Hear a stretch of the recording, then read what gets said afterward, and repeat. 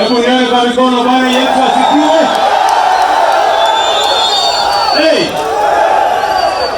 Yaani Bondo mko chote namna hii. Yaani mko rada. Mko chonjo.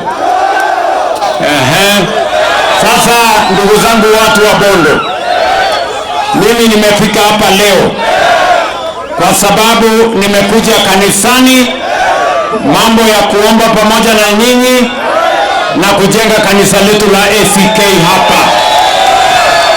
Lakini vile vile mimi nataka niwaeleze watu wa Nyanza na watu wa Siaya, pia nimefika hapa kwa sababu hapa Siaya ni kaunti ambayo ilikuwa ya kiongozi wetu Raila Amolo Odinga aka Baba. Ni kweli ama si kweli bwana?